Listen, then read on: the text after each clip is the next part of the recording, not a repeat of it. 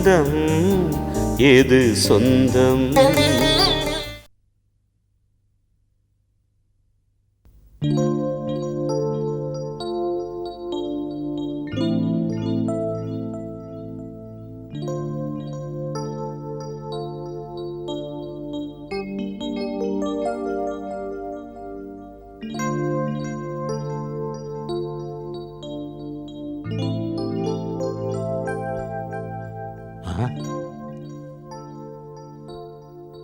அறிவு கட்டவன் கீழே மனுஷன் நிக்கிறது கூட தெரியாம பெயிண்ட கூட்டிட்டானே சட்டையெல்லாம்.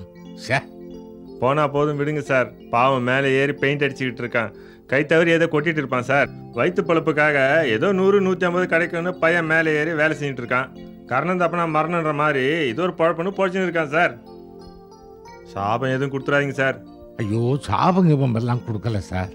இப்படி உடம்பெல்லாம் கொட்டி பாழாக்கி பெயிண்ட் ஆக்கிட்டானே சார். மேலே பெயிண்ட் அடிச்சிட்டு இருக்கான்னு பாவம் யார் பெத்த புள்ளையோ சார். நேற்று ஸ்லிப் ஆயிட்டான் சார். நல்ல வேலை, காலில் கயிறு சுத்திக்கிச்சு பொழைச்சான். இல்லைன்னா இதே இடத்துல விழுந்து நேற்று செதறி போயிருப்பான் சார். ஒரு எலும்பு கூட கிடைச்சிருக்கா சார். பாவம் சார். போனா போது விட்டுருங்க சார்.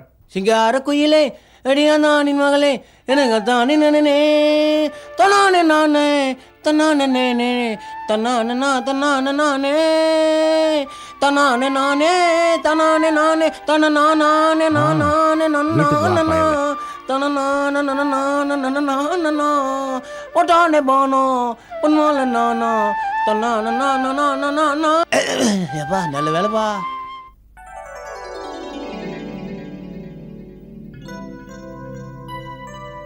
நேர்த்திக்கு தான் எருக்கஞ்சேரி இடத்த விற்கணும்னு சொன்ன மாதிரி இருந்தது. அதுக்குள்ளே வித்தாச்சுங்கிற மாதிரி வந்து நிக்கிறேல, ரொம்ப ஆச்சரியமா இருக்கு. மாமி 20 வருஷமா அந்த ஜிம்கானா ரியல் எஸ்டேட்டை நடத்திட்டு இருக்கிறோம். வேலைச்சேரியில முக்காவாசி கிரவுண்டை நாங்க தான் வித்து இருக்கிறோம். அப்படியா? எருக்கஞ்சேரி நிலத்தை விற்கிறது என்ன கஷ்டமா? அதுக்கு இல்ல, அந்த இடத்துக்கு பக்கத்துல சுடுகாடு வந்துருச்சுன்னா அந்த இடம் 10 பைசாக்கு தேராது. அதுக்குள்ளே ஆக்ஷன் எடுத்துட்டேல, ரொம்ப சந்தோஷம். இந்த பாருங்க, இதுல எல்லா பத்திரமும் இருக்கு. என் மூக்கு கண்ணாடி எங்க வச்சேன்னு தெரியல, அதை போட்டுண்டாதான் எனக்கு படிக்க வரும். நீங்களே பார்த்து எடுத்துக்கோங்களேன். மாமி, உங்க அதிர்ஷ்டமோ ஏன் அதிர்ஷ்டமோ தெரியல. சிங்கப்பூர் பார்ட்டி திடீர்னு வந்து நின்னுட்டான், அப்படியே வளைச்சு போட்டுட்டோம். ஆமா மாமி, அடுத்த வாரத்துக்குள்ள எல்லா விஷயத்தையும் முடிச்சுடுறேன்னு சொன்னான். ஆனா உங்களை அது வரைக்கும் காக்க வைக்கிறதுக்கு எங்களுக்கு இஷ்டம் இல்லை. அதனால டேய், ஏடா கலவலன்னு பேசிட்டு இருக்கிற, அதை புர்றா. என்னது செக்கு மாதிரினா இருக்கு? செக்கே தான், 50,000 ரூபாய்க்கு போட்டிருக்கு. ஐயோ ஐயோ ஐயோ, 50,000மா? எருக்கஞ்சேரி இடம் 50,000க்கு மேல போறதா? வேற ஆளா இருந்தா 20,000 கொடுத்து உங்களை ஏமாத்திருப்பான் மாமி. ஜிம்கானா ரியல் எஸ்டேட் அப்படி இல்லை. சுடுகாடு வர போற விஷயம் எப்படியோ லீக் அவுட் ஆயிடுது. இல்லைன்னா அதே இடத்த 1 லட்சம் ரூபாய்க்கு வித்து இருப்பேன். என்ன அப்படி பாக்குறேன்? இதெல்லாம் சர்வசாதாரணம். வந்து இந்த செக்கு சிங்கப்பூர்காரா தானே கொடுத்தா? அவன் அடுத்த வாரம் தான் வரான். இது என் பர்சனல் மணில இருந்து 50,000 ரூபாய் கொடுத்துருக்கேன். ஏன்னா என் மேல உங்களுக்கு நம்பிக்கை வரணும் பாருங்க. என்ன இப்படி சொல்றேன்? எங்க ஆத்துக்கார் இந்த காலத்துல இருந்தே உங்களை எனக்கு நன்னா தெரியும். உங்க பேர்ல நம்பிக்கை இல்லைன்னா எப்படி சொல்லுங்க மாமி. இதெல்லாம் எங்க பிசினஸ்ல ரொம்ப சகஜம். வர லட்சுமி ஏன் வேணாங்கிறேள், வாங்கிக்குங்க. சரி, ஏதோ நீங்க இவ்வளவு பிரியப்பட்டு சொல்றேன், எடுத்துக்கிறேன். அன்னைக்கு ஒரு 10,000 ரூபாய் கொடுத்தேன் அட்வான்ஸ், அதை திருப்பி கொடுத்துட்டுமா? அதுவும் உங்களுக்கு தான். இப்போ கொடுத்தது பேமெண்ட், அப்போ கொடுத்தது கிஃப்ட். என்னது கிஃப்ட்? 10,000மா? என்ன இப்படி ஆச்சரியப்படுறேள்? போன மாசம் ஆழ்வார்பேட்டையில ஒரு வீடு முடிச்சோம். அந்த வீட்டு சொந்தக்காரனுக்கு ஒரு காரே கொடுத்தோன்னா பாத்துங்களேன். மாமி, அந்த சிங்கப்பூர் பார்ட்டிக்கு விற்கிறதுக்கு லீகலா பவர் வேணும். அது அன்னைக்கே கொடுத்துட்டேன். அது பத்தின பத்திரம் வேணும். அப்புறம் அந்த 50,000 ரூபாய்க்கு ஒரு கையெழுத்து வேணும். இந்த பாருங்க, எல்லா பத்திரத்தையும் அதுக்குள்ளே வச்சிருக்கேன். எந்த இடத்துல கையெழுத்து போடணும்னு சொல்லுங்க, போட்டுடுறேன். கண்ணாடி இல்லை இல்லையா, எனக்கு சரியா இடம்லாம் தெரியாது. நீங்க எங்க சொல்லுங்க, அந்த இடத்துல நான் போட்டுடுறேன். இந்தாங்க மாமி. அப்புறம் ஒண்ணு கிடக்க ஒண்ணு போட்டு ஏதோ ஆயிடக்கூடாது பாருங்க.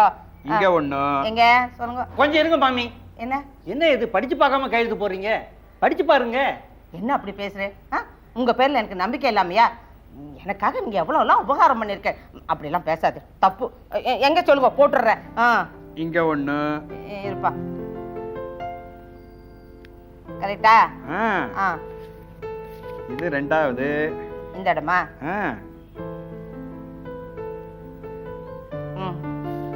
இது கடைசி. இங்கயா? ஆமா.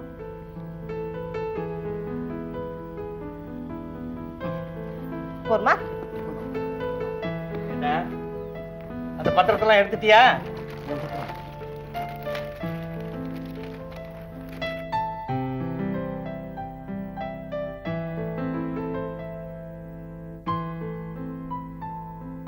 மாமி, எருக்கஞ்சேரி நிலத்தோட தாய் பத்திரத்தை நான் எடுத்துட்டேன். இந்த பையில வேற என்னென்னமோ இருக்கே. இந்த ஆத்தோட பத்திரம்லாம் அதுலதான் இருக்கு. என்ன மாமி இது? 50-60 லட்சம் ரூபாய் பெருமானம் உள்ள ப்ராப்பர்ட்டி இது. இதை வீட்டுல வச்சுக்கிறீங்களே, இதை முதல்ல பேங்க் லாக்கர்ல வைங்க. இந்தாங்க மாமி. என்ன மீறி இந்த ஆத்துக்குள்ள எவனாவது வந்துருவானா? அப்படி வந்தாதான் நான் சும்மா விட்டுருவேனா? வெட்டிட மாட்டேன். நான் யாரு? வேதவள்ளி. என்ன என்ன அப்படி பாக்குறேன்? என் தோப்பனார் மிலிட்டரியில இருந்தவர். இந்த ஆத்து மாப்பிள்ளையும் மிலிட்டரி மேன். அதான் எனக்கு அவ்வளவு தைரியம். அப்ப நாங்க வரட்டுமா? ஒரு ரூபா காபி சாப்பிட்டுட்டு போங்களேன். காப்பி தானே, இன்னொரு நாள் வந்து சாவகாசமா சாப்பிடுறோம். சரி வரோம். போயிட்டு வாங்க வாங்க.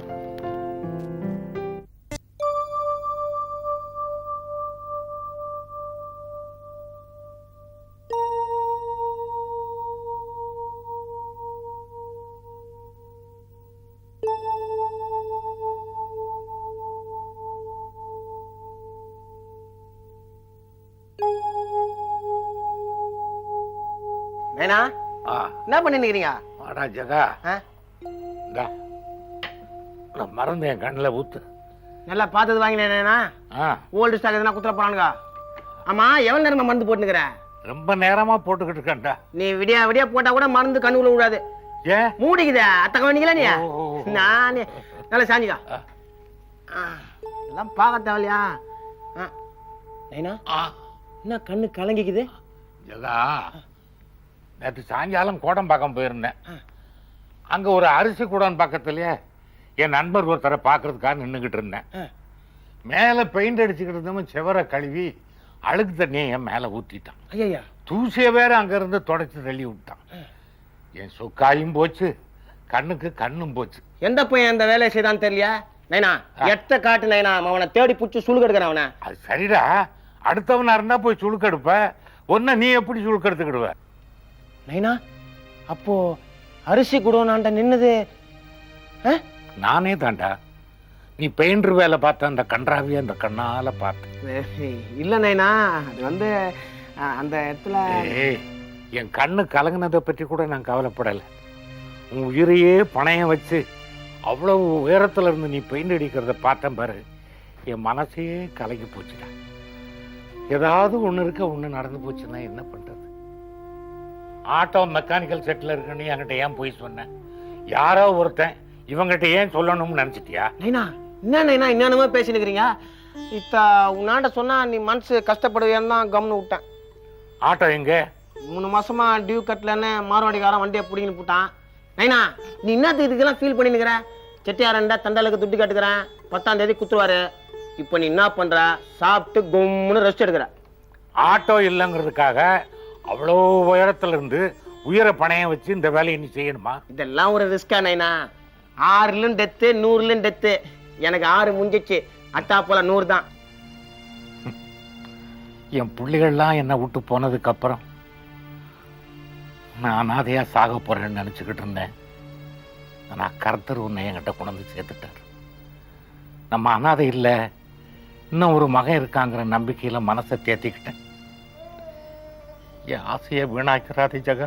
நைனா, இனிமேல்ட்டு சத்தியமா நான் பெயிண்ட் வேலைக்கு போக மாட்டேன் நைனா. அப்பா, இப்ப தாண்டா என் மனசு புழுந்தது. இங்க பருமானே, சாப்பிட்டா 2 பேரும் ஒன்னா சாப்பிடுவோம், பட்னி கிடந்தாலும் 2 பேரும் ஒன்னா பட்னி கிடப்போம். என்ன என்ன சொல்ற? சரிதான் நைனா. நைனா, மருந்து போட்டுக்க நைனா.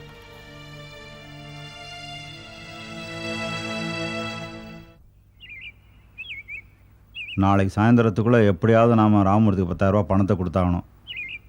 ஆஸ்பத்திரி விஷயம் பேர் கட்டுறதை விட ஒரு பாவத்துக்கு ஆளான மாதிரி ஆகிடக்கூடாது. உடனே உள்ள பணத்துக்கு என்ன பண்ணுவீங்க? அதான் எனக்கு ஒன்றும் புரியல. எல்லா இடத்துலையும் கேட்டு பார்த்தாச்சு. கடைசியாக ஒரே ஒரு ஆள் இருக்கான், மரியதாஸ். அவன்கிட்ட தான் போயிட்டுருக்கேன். அவரே பென்ஷன் பணத்தை நம்பி வாழ்ந்துட்டு இருக்காரு. 10,000 ரூபாய்க்கு அவர் எங்கே போவார்? அவன்கிட்ட பணமாக இல்லை, கொஞ்சம் நகை வச்சுருக்கான். லலிதா கல்யாணம் போதே கொடுத்தான், நான் தான் வேணாம்னு சொல்லிட்டேன். இப்போ நிலைமையை சொல்லி கேட்டு பார்க்குறேன், வச்சு வாங்கி தருவான். அடுத்த மாதம் மூட்டு கொடுத்துடலாம். ஏங்க அவர்கிட்ட நகை இருக்கிற விஷயம் பசங்களுக்கு தெரியாதா? தெரியாது, தெரிஞ்சால் அந்த நகை இன்னும் ராமட்டியாக இருக்கும். சரி, நீ மார்க்கெட்டு போயிட்டு சீக்கிரமாக வீட்டுக்கு போ, நான் மரியதாசை பார்த்துட்டு வரேன். சரிங்க. பாட்டி பாத்தாடுங்க பாட்டி. ஆடுறேன்டி, நீ வேற என்ன பயமுறுத்திட்டே இருக்க. வாய முடின்னு பேசாம இருடா. முடியாது. என்னது முடியாது? பாருங்க இருக்கு போடுறேன்னா இல்லையான்னு பாரு. போட முடியாது. போட போறேன். என்ன பாட்டி, நான் ஒரு காயின் போட நீங்க 2 மைனஸ் போடுறீங்க. போங்க, நீங்க ரொம்ப மோசம். என்ன என்னடி பண்ண சொல்ற? போ. அகிலக்கா, நான் ரெட் அண்ட் ஃபாலோ போட்டு கேம் முடிச்சிட்டோமா? போடு போடு. ஐயோ, போட போறேன். போட மாட்டேன். நான் போட போறேன். ஃபாலோ போடு. இப்ப போட மாட்டான் பாரு.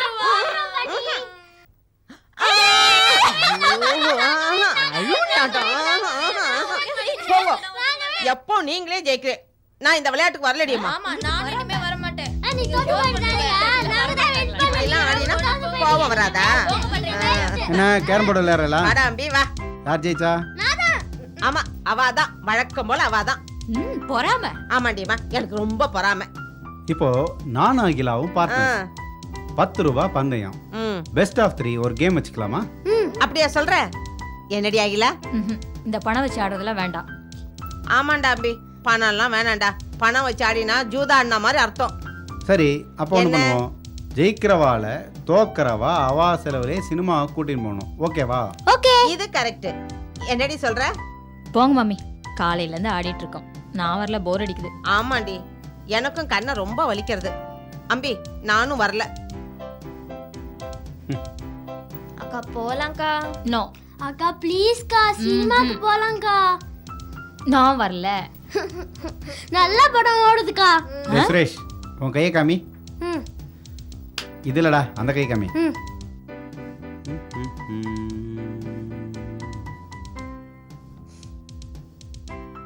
ஏன் மாமி, இவன் 3 வயசுல ஒரு கண்டத்துலேயும் தப்பிச்சிருக்கணுமே. 3 வயசு இல்லையா? ஆமாண்டா அம்பி, அது எப்படி அவளை கரெக்டா சொல்ற? பக்கத்துல இருந்து பார்த்த மாதிரி. ரேகா சொல்றது மாமி. இவன் சின்ன குழந்தையா இருக்கிறச்ச ஸ்விம்மிங் பூல்ல விழுந்துட்டான். நாங்க யாருமே கவனிக்கல.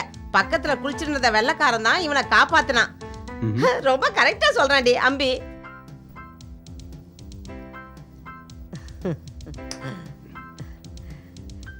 என்னடா என்ன யோசனை பண்ணிட்டு இருக்க? அதை எடுத்து வைடி. சந்திரா, உன் கை காமி. அந்த கைமா.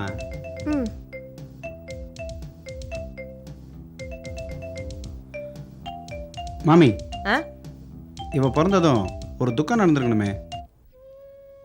அது எப்படிடா எல்லாத்தையும் கரெக்டா சொல்ற? ஆமாண்டா அம்பி, இவ பிறந்த செய்தியை கேட்ட உடனே என் ஆத்துக்காரர் எனக்கு நெஞ்ச என்னவோ பண்றது அப்படின்னு சொல்லிட்டு போய் படுத்தவர் தான். எழுந்திருக்கவே இல்லை. 3 மணி நேரத்துக்குள்ள எல்லாமே முடிஞ்சு போயிடுது. பழைய ஞாபகம்டி. அது எப்படிடா எல்லா விஷயத்தையும் அப்படியே புட்டு புட்டு வைக்கிற? உனக்கு நன்னா ஞானம் இருக்குடா. டே டே, அகிலா கைய பார்த்து 4 வார்த்தை நல்லபடியா சொல்ல. எனக்கு எதுக்கு மாமி, நீங்க பாத்துக்கங்க. இனிமே எனக்கு எதுக்குடி? உன் கைய காட்டு காட்டு. அந்த கை.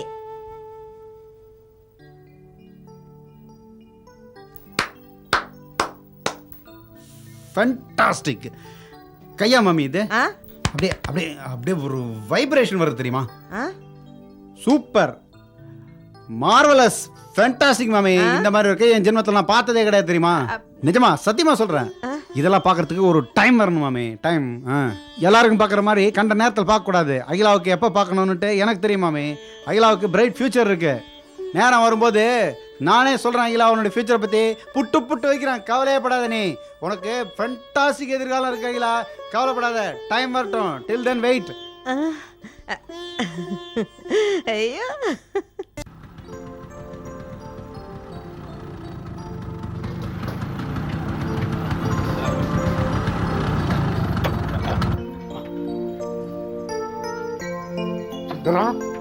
என்ன எப்போ வந்த? இப்போதான் வந்தேன். வாங்க சார், பேசினே இருங்க, நான் போய் காப்பி வாங்கிடுறேன். ஜகா அதெல்லாம் ஒன்றும் வேண்டாம்ப்பா. நாங்கள் 2 பேரும் நடந்தே போய் சாப்பிட்டுக்கிடுறோம். நீ நல்ல நேரம் முடியறதுக்குள்ள கோயிலில் போய் சாமியை கும்பிட்டுட்டு சவாரி பிறப்பு. சரிதான். என்ன ஜகா கோயிலுக்கெல்லாம் போற, என்ன விசேஷம்? ஒன்றும் இல்லை சார், டியூ கட்டில் மார்வாடிக்காரன் ஆட்டோவை தள்ளின்னு போட்டான். என்ன செய்யறது? நைனா என்ன பண்ணிச்சு தெரியுமா? ஃபுல் அமௌண்ட்டையும் செட்டில் பண்ணி அந்த ஆட்டோவை என் பேருக்கே வாங்கி கொடுத்துச்சு சார். சார், எங்கள் நைனாவுக்கு சொந்தம்னு இருந்ததே கொஞ்சம் நகைங்க தான். அதையும் விற்று இந்த அநாத பையனை நம்பி ஆட்டோ வாங்கி கொடுத்துக்குதே சார். என் மேலே எவ்வளோ நம்பிக்கை வச்சுக்குது.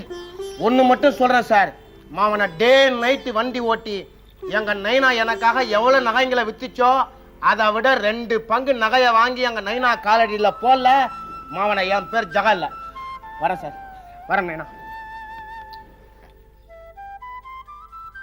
நைனா வரட்டா?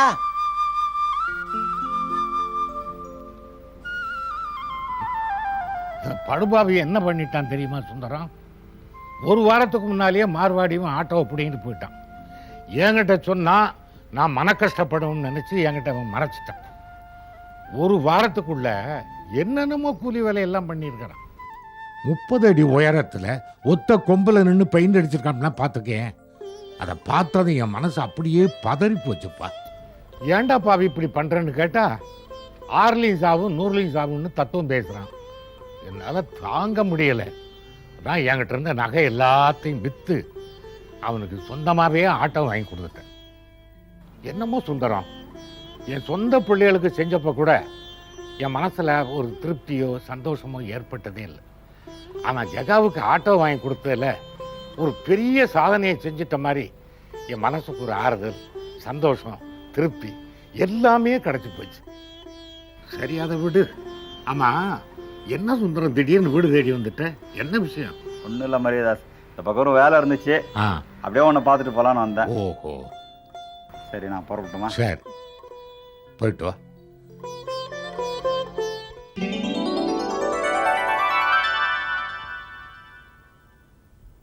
என்னப்பாச்சு? நம்பி போனது நடக்காமல் போச்சும்மா. ஏ, மரியதாஸ் மாமா பணம் இல்லைன்ட்டாரா? ஏம்மா, நான் கேட்டு என்னைக்கு அவன் இல்லைன்னு சொல்லியிருக்கான்? இருந்தால் தானே கொடுக்குறதுக்கு. ஏன்பா, நீங்கள் தானே சொன்னீங்க ஏதோ நகை வச்சிருக்காரு, அன்னைக்கு தரேன்னு சொன்னாருன்னு. முதல்ல இருந்தது சொன்னான், இப்போ இல்லையே. அது நான் வாயை திறந்து கேட்கறதுக்கு முன்னாடியே எல்லாத்தையும் அவனே விளக்கமாக சொல்லிட்டான். இந்த ஜகா இருக்கான்ல, அவனோட ஆட்டோ டியூ கட்டாதனால மார்வாடி பிடிங்கிட்டு போயிட்டான். ஐயோ! மரியதாஸ் எல்லா நகையும் வச்சு அந்த ஆட்டோவை ஜகாவுக்கு சொந்தமாக வாங்கி கொடுத்துட்ருக்கான். ரொம்ப நல்ல மனசு. அதை நினச்சா சந்தோஷமாக இருக்குது. ஆனால் நம்ம பிரச்சனை தீரலையே, அதை நினச்சா கஷ்டமாக இருக்குது. அவன் அந்த மாதிரி சொல்லும்போது அவன்கிட்ட நான் என்னத்தை பேச முடியும்? ஒன்றுமே கேட்காம திரும்பி வந்துட்டேன். ராமமூர்த்தி பொண்ணை ஆஸ்பத்திரியில் சேர்த்துட்டு டிஸ்சார்ஜ் பண்ணுறதுக்கு பணம் வேணும்னு கேட்குறாரு. கொஞ்ச நாள் பொறுத்து தரேன்னு கூட நாம் சொல்ல முடியாது. என்ன பண்ணுறதுன்னு தெரியல. நான் சொல்கிறேனே தப்பாக எடுத்துக்காதீங்கப்பா. லலிதாக்காக்கு கொஞ்சம் அவசரப்பட்டு பணம் அனுப்பிட்டீங்களோன்னு தோணுது. இப்போ ராமூர்த்தி சாருக்கு பணம் கொடுத்தாகணும். என்ன பண்ணுறது? ஏன்பா, நான் மாமிக்கிட்ட போய் கேட்டு பார்க்கட்டா? வேண்டாம்மா, இத்தனை வருஷமாக இங்கே கொடுத்தனா இருக்கோம். என்னைக்காவது ஒரு நாளாவது நம்ம காசு நம்மகிட்ட போய் நின்னதுண்டா? அந்த மாதிரி நாம் இருக்கிறதுனால தான் நமக்கு மதிப்பும் மரியாதை இருக்குன்னு நான் நினைக்கிறேன். அதை போய் இந்த நேரத்தில் நமக்கு எடுத்துக்கிறதா? வேற வழி இல்லையப்பா. ராமூர்த்தி சார் சாதாரண நேரத்தில் கேட்டிருந்தாருன்னா ஒரு வாரம் 10 நாள் பொறுத்துங்கன்னு சொல்லலாம். அவர் பொண்ணை ஹாஸ்பிட்டலில் சேர்த்துட்டு கேட்டிருக்காரு. இப்போ அப்படி சொல்கிறது நியாயமா? நம்ம மாமி தானே, ஒன்றும் தப்பாக நினச்சிக்க மாட்டாங்க. நான் போய் கேட்டு வரேன். வணக்கம் மாமா. வாங்க மாப்பிள்ள. வாங்கத்தா. எல்லாரும் எப்படி இருக்கீங்க? எல்லாம் நல்லா இருக்கோம். நீங்கள் எப்படி இருக்கீங்க? நல்லா இருக்கேன் மாமா. லலிதா வரலையா? இல்லத்த, ஆஃபீஸ் வேலையாக வந்தேன், அதான் கூட்டி வரல. அப்புறம் மாமா, நீங்கள் பெரியவங்க, உங்களுக்கு தெரியாத எதுவும் இல்லை. நான் வந்தது